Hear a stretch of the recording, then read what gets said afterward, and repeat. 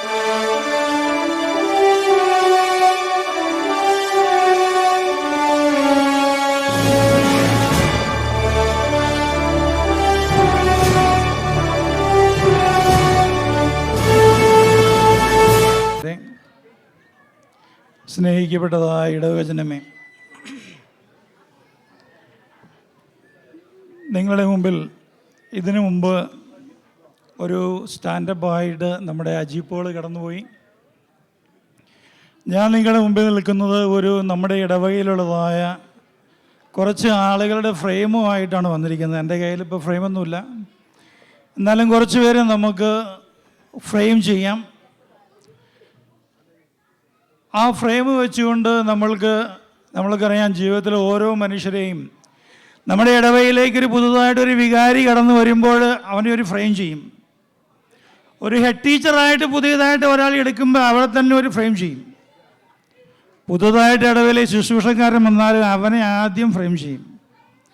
ഭരണസമിതിയിലേക്ക് ഒരുത്തിനെ തിരഞ്ഞെടുത്ത് കഴിഞ്ഞാൽ അവനെ രണ്ടാമതും എല്ലാ തരത്തിലും നമ്മൾ ഒരു ഫ്രെയിം ചെയ്യുന്നൊരു സ്വഭാവം നമ്മുടെ ഇടയിലുള്ളതാണ്. നമ്മൾക്ക് എന്തിനും ഗൂഗിൾ നോക്കിയാൽ തന്നെ അറിയാം, നമ്മുടെ അക്കൗണ്ടിലേക്ക് വേറൊരുത്തൻ കയറി ഇറങ്ങി നമുക്കറിയാം. ആ സെർച്ച് എഞ്ചിനിൽ നോക്കിയാൽ നമുക്ക് മനസ്സിലാകും ഇവൻ്റെ സ്വഭാവം എന്താണെന്ന്. അപ്പോൾ ഗൂഗിൾ നമ്മളെ കറക്റ്റായിട്ട് ഫ്രെയിം ചെയ്യുന്നതായ ഒരു കാലഘട്ടത്തിലാണ് നാം ജീവിക്കുന്നത്. നമ്മുടെ ഇടവകയിൽ ഏറ്റവും സൗമ്യതയുള്ളതായ ഒരാളെ ഫ്രെയിം ചെയ്യാനാണ് ഞാൻ ആഗ്രഹിക്കുന്നത്. നിങ്ങളുടെ മനസ്സിൽ ഇപ്പോഴേ കാണുക, നമ്മുടെ ഇടവകയിൽ ഭരണസമിതിയിൽ ഏറ്റവും സൗമ്യനായിട്ടുള്ളതായ ഒരു വ്യക്തിയെ നിങ്ങളിപ്പോൾ ഫ്രെയിം ചെയ്യുക. അതുപോലെ തന്നെ നമ്മുടെ വനിതാ സംഗീതത്തിലെ ഏറ്റവും കുലസ്ത്രീയായ സൗമ്യതയുള്ള 2 സ്ത്രീകളെ നിങ്ങളിപ്പോൾ മനസ്സിൽ കാണുക. ഏറ്റവും നമ്മൾക്കറിയാം, സൗമ്യൻ എന്ന് പറയുമ്പോൾ ഒരു മനുഷ്യനോട് ഒരു കാര്യം പറഞ്ഞാൽ അതിന് എതിര് പറയാതിരിക്കുകയും, എന്ത് അന്തസ്സ് കെട്ട കാര്യം പറഞ്ഞാലും അന്യായമായിട്ട് എന്ത് പറഞ്ഞാലും ശരി ശരി ഹാ ഹാ എന്ന് പറയുന്നതായ പേരിത്തണ്ണന്മാരെയാണ് നമ്മളിങ്ങനെ സൗമ്യന്മാരായിട്ട് കാണുന്നത്. എന്നാൽ വേദപുസ്തക അടിസ്ഥാനത്തിൽ ആരാണ് സൗമ്യൻ? സംഖ്യാപുസ്തകം, കണക്കുകളുടെ പുസ്തകം എന്നറിയപ്പെടുന്നതായ സംഖ്യാപുസ്തകം 12:3 പറയുന്നു, ഈ ഭൂതലത്തിൽ ഏറ്റവും മനുഷ്യരായി ജനിച്ചവരിൽ ഏറ്റവും സൗമ്യനായിരുന്നു മോശ. മോശയെക്കുറിച്ച് പറയുന്നത് ഏറ്റവും സൗമ്യനായി എന്ന് പറയുന്നതാണ്. എന്നാൽ മോശ എന്താ ചെയ്തത്? നമ്മൾക്ക് എല്ലാവർക്കും അറിയാം. മഹാമുൻകോപിയായിട്ട് മിസ്രൈമിൽ, അതായത് ഈജിപ്തിൽ ഉള്ളതായ സമയത്ത് ഒരു മിസ്രൈമിനെ അടിച്ചിട്ട് മണ്ണിൽ പൂത്തി ഒരു കൊലപാതകിയായ ആളാണ് മോശ. വേദപുസ്തകം മോശയെക്കുറിച്ച് പറയുന്നത് മോശ ഈ ഭൂതലത്തിൽ ഏറ്റവും സൗമ്യനായിട്ടുള്ളതായ ഒരു മനുഷ്യനായിരുന്നു എന്നുള്ളതാണ്. സീനായി മലയിൽ നിന്ന് ഇറങ്ങി വന്നതായ മോശയെ പിന്നീട് നമ്മൾ കാണുന്നത്, മോശ 10 കൽപ്പനകളുമായിട്ട് വന്നിട്ട് താഴെ വരുമ്പോഴാണ് നമ്മുടെ കൂടപ്പുറപ്പായിട്ടിരിക്കുന്നതായ അഹറോനും മിരിയാമും ഒക്കെ കൂടി ചേർന്നുകൊണ്ട് അഹറോൻ ഒരു കാളക്കുട്ടിയെ ഉണ്ടാക്കി, അതുപോലെ മിരിയാം ഒരു DJ ഒക്കെ ഒരുക്കിക്കൊണ്ട് പാട്ടുപാടുകയും നൃത്തം ചെയ്യുകയും ചെയ്തപ്പോൾ നമ്മുടെ മോശ ആ കൽപ്പലകളെല്ലാം എറിഞ്ഞ് ഉടച്ചു കളയുന്നതാണ് നമുക്ക് കാണുവാനായിട്ട് സാധിക്കും. പിന്നീട് നമ്മൾ കാണുന്നുണ്ട്, ജനം മിസ്രൈമിന്റെ ഇടയിൽ നിന്ന് ഇസ്രായേൽക്കാരെ കാനാൻ ദേശത്തിലേക്ക് നടത്തിക്കൊണ്ട് പോകുന്നതായ സമയത്ത്, അവർക്ക് വെള്ളം തീർന്നു പോയ സമയത്ത് അവർ പെറുപിറുക്കുന്നുണ്ട്. അപ്പോൾ പെറുപിറുക്കുമ്പോൾ യഹോവയാം ദൈവം മോശയോട് പറയുന്നുണ്ട്, നീ പാറയോട് കൽപ്പിക്കുക എന്ന് പറയുന്നു. എന്നാൽ നമ്മൾ വേദപുസ്തകത്തിൽ കാണുന്നത് ഇങ്ങനെയാണ്, മോശ തൻ്റെ കയ്യിലിരുന്നതായ ജോർദാനെ വിഭാഗിച്ച, അല്ലെങ്കിൽ കർത്താവ് ഏൽപ്പിച്ചതായ ആ വടി എടുത്തുകൊണ്ട് തന്നെ പാറയെ അടിക്കുകയാണ്. അങ്ങനെ മുൻകോപിയായ ഒരു മോശയെ നമുക്ക് കാണുവാനായിട്ട് സാധിക്കും. നമ്മൾ ആദ്യം പറഞ്ഞതുപോലെ തന്നെ വേദപുസ്തകം പറയുന്നതായ ഏറ്റവും സൗമ്യനായിട്ടുള്ളതായ പഴയ നിയമത്തിൽ കാണപ്പെടുന്നതായ ഒരു വ്യക്തിയാണ് മോശ എന്ന് പറയുന്നത്. നമ്മൾ ആദ്യം പറയുന്ന പോലെ ഭരണസമിതിയിലും ഈ കുലസ്ത്രീകളിലും ഉള്ളതായ സൗമ്യതയുള്ളവരെ കാണുവാൻ ഒരാളെ കൂടി നാം പരിചയം, കർത്താവായ യേശുക്രിസ്തുവിൻ്റെ സുവിശേഷ പരസ്യ ശുശ്രൂഷയിൽ തന്നെ നമുക്ക് നോക്കുമ്പോൾ നമുക്ക് കാണുവാനായിട്ട് സാധിക്കും. പ്രവാചക പുസ്തകങ്ങൾ പറയുന്നതാണ്, ഇതാ നിങ്ങളുടെ രാജാവ് സൗമ്യനായി കഴുതക്കുട്ടിയുടെ പുറത്ത് ഏറി വരുന്നു എന്ന് പറയുന്നുണ്ട്. കർത്താവ് യെരൂശലേം ദേവാലയത്തിൽ കിടന്നിട്ട് ചാട്ടയെടുത്തുകൊണ്ടാണ് അവരെല്ലാം അടിച്ച് പുറത്താക്കുന്നത് നമ്മൾ കാണുവാനായിട്ട് സാധിക്കും. കർത്താവിനെക്കുറിച്ച് പറയുന്നത് ഇങ്ങനെയാണ്. മത്തായി ശുശ്രൂഷയുടെ രക്ഷാകരമായ സുവിശേഷം 11-ാം അധ്യായത്തിന് 29-20 പറയുന്നത് ഇങ്ങനെയാണ്: എന്നിൽ നിന്ന് എന്നെ കണ്ട് പഠിക്കുവാനായിട്ട് കർത്താവ്, ഞാൻ സൗമ്യതയും താഴ്മയും ഉള്ളവനാകയാൽ എൻ്റെ മുഖമേറ്റുകൊണ്ട് എന്നോട് പഠിക്കണമെന്നാണ് കർത്താവ് പറഞ്ഞത്.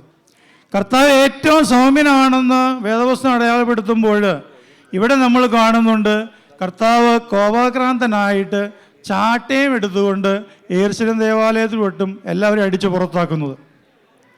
രണ്ടാമതുള്ളതായ ഒരു കാര്യം എന്ന് പറഞ്ഞാൽ 18 വർഷമായിട്ട് കൂനിയായ ഒരു സ്ത്രീ സന്നഗോഗിൽ ശാബത്ത് ദിവസത്തിൽ വന്നപ്പോൾ കർത്താവ് പറയാം, നമ്മൾ പറഞ്ഞതുപോലെ നമ്മുടെ ഇടയിലുള്ളതായ സൗമ്യന്മാരെ വെച്ച് നോക്കുകയാണെങ്കിൽ കർത്താവ് സൗമ്യമായിട്ട് പറഞ്ഞാൽ മതി, എൻ്റെ ചേട്ടത്തി 18 വർഷമായിട്ട് കൂന പിടിച്ചിരിക്കുകയാണ്, ഇന്ന് ശാബത്ത് ദിവസമാണ്, ഇന്ന് ഈ ശാബത്തിൽ സുഖപ്പെടുത്തി കഴിഞ്ഞാൽ ഇവരെല്ലാം കൂടി പൊതിയോഗം കൂടി എന്നെ പഞ്ഞിക്കിടും എന്ന് പറഞ്ഞാൽ മതി.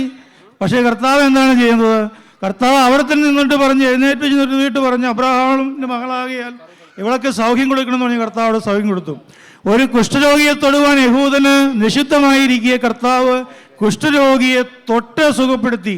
കർത്താവ് ഏറ്റവും സൗമ്യനാണ്. അതുപോലെ തന്നെ രക്തസ്രാവസാരിയായ സ്ത്രീ യഹൂദന് വീണ്ടും മലിനതയെ തൊടുവാനുള്ളതായ അധികാരമില്ലാതിരിക്കുമ്പോഴും കർത്താവ് രക്തവായ സ്ത്രീ കർത്താവിൻ്റെ വസ്ത്രത്തിൽ തൊട്ടതുകൊണ്ടാണ് സുഖം പ്രാപിക്കുന്നത്. പക്ഷപാതക്കാരായ ഒരു മനുഷ്യൻ 4 പേര് കൂടി ചുവന്നുകൊണ്ട് വരുമ്പോഴും കർത്താവിന് പറഞ്ഞാൽ മതിയായിരുന്നു, മോനെ നീ ആ കിടക്കെടുത്തുകൊണ്ട് പോയി എന്ന് പറഞ്ഞാൽ മതിയായിരുന്നു പക്ഷേ കർത്താവ് അവിടെ പറയുകയാണ്, നിന്റെ പാപങ്ങൾ മോഹിച്ചു നിന്നിരിക്കുന്നു. കർത്താവ് ഒരുമാതിരി ഈ പരീശന്മാരെ ചൊറിഞ്ഞുകൊണ്ട് നിൽക്കുന്നത് നമുക്ക് കാണുവാനായിട്ട് സാധിക്കും. നമ്മുടെ ചിന്തകളിലെല്ലാം നമ്മൾക്കറിയാം, നമ്മുടെ ഫ്രെയിമിലെല്ലാം കാണുന്നത് ഏറ്റവും സൗമ്യത എന്ന് പറയുന്നത് ഒരു മനുഷ്യൻ നമ്മളുടെ സ്വാർത്ഥതയ്ക്കനുസരിച്ച് മാനിപ്പുലേറ്റ് ചെയ്യാൻ പറ്റുന്നത്, നമ്മളോട് കൂടെ ചേർന്ന് നിൽക്കുന്നതായ, നമ്മൾ പറയുന്നത് ഹാ പറയുന്നത് എല്ലാത്തിനും അനുസരിച്ച് നിൽക്കുന്നതായ മനുഷ്യരെയാണ് നമ്മൾ സൗമ്യർ എന്ന് പറഞ്ഞ് നമ്മൾ പറയുന്നത്. ആ വിഭാഗത്തിലാണ് പെടുന്നത്. അങ്ങനെ ഓരോരുത്തർ അങ്ങനെ ഫ്രെയിം ചെയ്യുമ്പോഴും നമുക്ക് കാണുവാൻ പഴയ നിയമത്തിൽ വേറൊരാളെ കാണുവാൻ സാധിക്കും.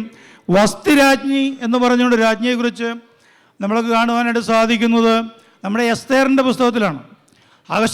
അഹശ്വേരോസ് രാജാവിൻ്റെ പത്നിയായ വസ്തിയെ അവിടെ വിവാഹ സമയത്ത് അല്ലെങ്കിൽ ഒരു പാർട്ടി നടത്തുന്നതായ സമയത്ത് എല്ലാവരും 50 അടിച്ച് വാട്ടീസെല്ലാം അടിച്ച് മദ്യപന്മാരായിട്ട് എല്ലാവരും അടിച്ച് തകർത്തിരിക്കുന്നതായ സമയത്ത് അവിടെ രാജാവ് പറയുകയാണ്, എൻ്റെ രാജ്ഞിയുടെ സൗന്ദര്യം കാണിക്കുവാനായിട്ട് വസ്തിരാജ്ഞിയെ എല്ലാവരുടെ മുമ്പിലേക്ക് വിളിക്കുകയാണ്.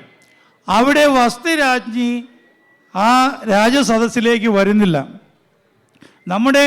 നമ്മുടെ കാഴ്ചപ്പാടനുസരിച്ച് ഏറ്റവും അല്ലെങ്കിൽ അന്നേരം അവിടെ നിന്നതായ രാജസദസ്സിലുണ്ടായിരുന്ന എല്ലാവരും പറഞ്ഞു, അവരുടെ അഹങ്കാരം കൊണ്ട് അവരെ രാജസ്ഥാനത്തിന് അല്ലെങ്കിൽ ആ രാജ്ഞിയുടെ സ്ഥാനത്ത് നിന്ന് അവളെ മാറ്റണമെന്ന് പറഞ്ഞുകൊണ്ട് അവളെ മാറ്റുന്നത് നമ്മൾ കാണുവാനായിട്ട് സാധിക്കും.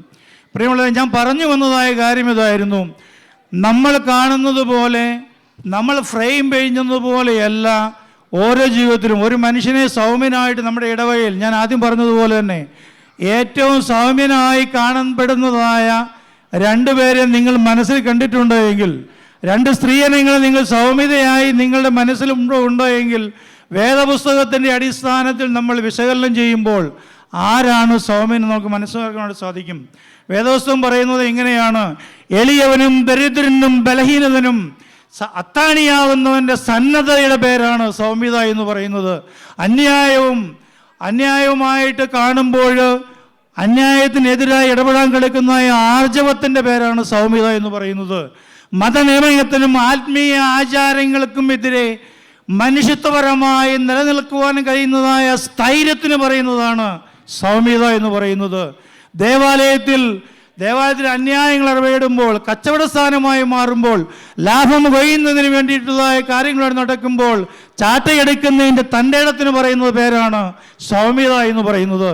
വേദപുസ്തകം ഈ സൗമ്യത എന്ന് പറഞ്ഞ് ഫ്രെയിം ചെയ്യുമ്പോൾ നമ്മുടെ ജീവിതത്തിൽ നമ്മൾ അറിഞ്ഞിരിക്കേണ്ടതായ ഒരു കാര്യമുണ്ട്. നമ്മൾ പല കാര്യങ്ങളിലും നമ്മൾക്ക് വരുന്നതായ ആവർത്തനർത്ഥനങ്ങൾ കൊണ്ടും രോഗങ്ങൾ കൊണ്ടും ഒരു ജോലി കിട്ടാതിരിക്കുകയും നമ്മൾ ഉദ്ദേശിച്ച ജോലി കിട്ടാതിരിക്കുകയും നമ്മുടെ ജീവിതത്തിൽ നമ്മൾ ഉദ്ദേശിച്ചതായ ഒരു പൊസിഷനിൽ എത്താതിരിക്കുകയും ചെയ്യുമ്പോഴും മറ്റുള്ളവർ നമ്മളെ ഒരു ഫ്രെയിം ചെയ്യും.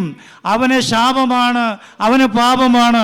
ഒരു ഡൗൺ സിൻഡ്രോം ഉള്ള കുഞ്ഞ് ജനിച്ചു വീഴുമ്പോൾ, ഭിന്നശേഷിയുള്ള ഒരു കുഞ്ഞ് ജന്മം കൊടുക്കുമ്പോൾ, രോഗത്ത് അനർത്ഥ അല്ലെങ്കിൽ പലവിധ കഠിന രോഗങ്ങൾ വരുമ്പോഴെല്ലാം നമ്മുടെ ഇടയിൽ പലപ്പോഴും നമ്മൾ ഒരു ഫ്രെയിം ചെയ്യാറുണ്ട്.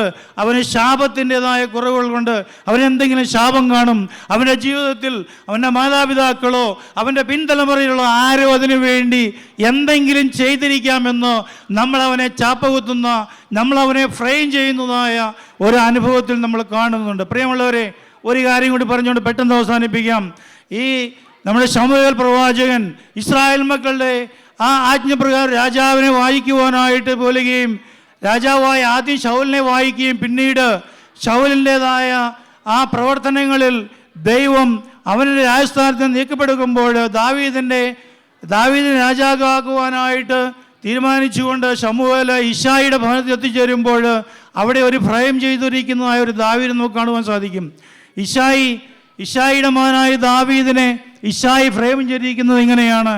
അവിടെ ഏലിയാവുണ്ട്, അബീനാദാബുണ്ട്, ഷമ്മയുണ്ട്.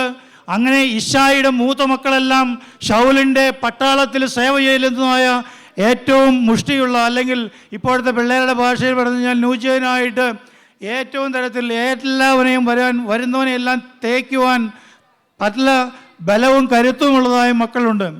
എന്നാൽ ഇപ്പോൾ വന്ന് ശമൂവേൽ പ്രവാചകൻ പറയുകയാണെങ്കിൽ നമ്മൾക്കറിയാം, ശമൂവേൽ പ്രവാചകൻ വന്ന് ഷമ്മിയുടെ മക്കളെയെല്ലാം വിളിച്ച് ഓരോരുത്തരും വന്ന് നിർത്തുകയാണ്. ആദ്യം ഏലിയാബ് വന്നു. ഇപ്പോഴത്തെ ആധുനിക സംസ്കാരത്തിൽ പറയുകയാണെങ്കിൽ അതെ, ഇവൻ റോബോട്ടിക് എഞ്ചിനീയറിംഗ് കഴിയുവാനാണ്, ഇവനിപ്പോൾ ജപ്പാനിലാണ് ജോലി ചെയ്തിരിക്കുന്നത്. രണ്ടാമത്തവൻ വന്നു, അഭിനാദാബ് വന്നു. അവനോട് പറയുന്നത് ഇവൻ എയറോനോട്ടിക്കൽ എഞ്ചിനീയറിംഗ് മാസ്റ്റേഴ്സ് എടുത്തയാളാണ്. അല്ലെങ്കിൽ മൂന്നാമത്തവൻ വന്നു, ഇവൻ മെക്കാനിക്കൽ എഞ്ചിനീയറിംഗിൽ ഷമ്മെ ഇത് ചെയ്താലും മാനേജറായി ജോലി ചെയ്യുന്ന ഒരു വ്യക്തിയാണ് എന്ന് പറയുമ്പോഴെല്ലാം വേദപുസ്തകം അടയാളപ്പെടുത്തുന്ന, വേദപുസ്തകം ഫ്രെയിം ചെയ്യാത്തതായ ഒരു കാര്യമുണ്ട്.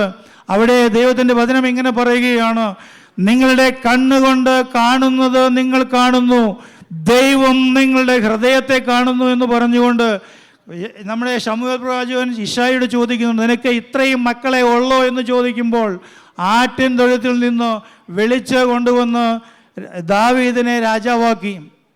പ്രിയപ്പെട്ടതായ യുവജനങ്ങളെ, നിങ്ങളുടെ ജീവിതത്തിൽ പലതരത്തിൽ ജോലി കിട്ടാതെയും പഠിച്ച വിഷയങ്ങളിൽ ജോലി കിട്ടാതെ ഇരിക്കുകയും പല കാര്യങ്ങളിലും നിങ്ങളുടെ വീട്ടുകാർ നിങ്ങൾ ഉദ്ദേശിച്ച തരത്തിൽ നടക്കാതിരിക്കുകയും യോയോയായിട്ട് നടക്കുകയും ന്യൂജനായിട്ട് നടക്കുകയും തേച്ചപ്പെട്ടുകൊണ്ട് നിങ്ങളുടെ ജീവിതത്തിൽ നടക്കുകയെല്ലാം ചെയ്യുമ്പോൾ ഒന്നോർക്കണം, ഇശായിയുടെ മകനെ ദാവീദിനെ ഇശായി ഫ്രെയിം ചെയ്തതുപോലെ നിങ്ങളെയും നിങ്ങളുടെ മാതാപിതാക്കളും നിങ്ങളുടെ ബന്ധുമിത്രാദികളും നിങ്ങളുടെ കൂടെയുള്ളവർ, ഈ സമൂഹമെല്ലാം നിങ്ങളെ ഫ്രെയിം ചെയ്യുമ്പോൾ നിങ്ങൾ പറയണം, എൻ്റെ ചേട്ടാ, എൻ്റെ ചേച്ചി, എൻ്റെ ആൻറ്റി, എൻ്റെ അച്ഛ, ഞാൻ അതുക്കും മേലെയാണ്. എന്നെ കർത്താവ് കണ്ടിട്ടുള്ളത്, എന്നെ കർത്താവ് ഫ്രെയിം ചെയ്ത് ഇത്തരത്തിലല്ല എന്ന് പറയുവാൻ തക്കവണ്ണം നമ്മുടെ ജീവിതത്തിലായിരിക്കണം. പ്രിയമുള്ളവരെ, മറ്റുള്ളവരെ ഫ്രെയിം ചെയ്യുമ്പോൾ മറ്റവർക്കുണ്ടാകുന്നതായ ആ വേദനകൾ നമ്മുടെ ജീവിതത്തിലേക്ക് നമ്മൾ മാനസാന്തരപ്പെടാഞ്ഞാൽ നിങ്ങൾക്കും അങ്ങനെ തന്നെ ഭവിക്കുമെന്ന് അരുളിച്ചെയ്തവനായ ദൈവം നമ്മുടെ മാനസാന്തരത്തിലൂടെ നമ്മൾ മറ്റുള്ളവരിലേക്ക് കണ്ണുകൾ എറിഞ്ഞു അവരിലേക്ക് നമ്മൾ ക്യാമറകൾ തിരിച്ചു വെച്ചുകൊണ്ടും നമ്മളവരെ ഫ്രെയിം ചെയ്തുകൊണ്ടും ജീവിക്കുമ്പോൾ നമ്മുടെ ജീവിതത്തിലേക്ക് തിരിഞ്ഞു നോക്കുവാനും മാനസാന്തരത്തിൻ്റെ അവസ്ഥയിൽ നിന്ന് നമ്മുടെ കുറവുകളെല്ലാം ദൈവത്തിൻ്റെ സമർപ്പിച്ചുകൊണ്ട് തിരിഞ്ഞു നടന്ന് ദൈവത്തിൻ്റെ നമ്മൾക്കറിയാവുന്നതുപോലെ തന്നെ ആ കൊഴിപ്പിച്ചതായ കാളക്കുട്ടിയെയും വിറ്റുകൊണ്ട് ഇടറിപ്പോയ മകൻ്റെ വരവും കാത്തിരിക്കുന്നതായ കർത്താവിൻ്റെ സ്നേഹത്തിൻ്റെ ആ ദൈവത്തിൻ്റെ ഹൃദയത്തിലേക്ക് നമ്മൾക്ക് നടന്നു കയറുവാൻ നമ്മുടെ എല്ലാ ജീവിതത്തിലും നമ്മൾ മറ്റുള്ളവർ നമ്മുടെ മേൽ ചുമത്തിയിരിക്കുന്നതായ എല്ലാ ഫ്രെയിമുകളെയും മാറ്റിക്കൊണ്ട് നമുക്ക് കടന്നു പോകുവാൻ ദൈവം തമ്പുരാൻ അനുഗ്രഹിക്കട്ടെ എന്ന് മാത്രം പ്രാർത്ഥിച്ചുകൊണ്ട് ആശംസിച്ചുകൊണ്ട് നിർത്തുന്നു. എല്ലാവർക്കും നമസ്കാരം.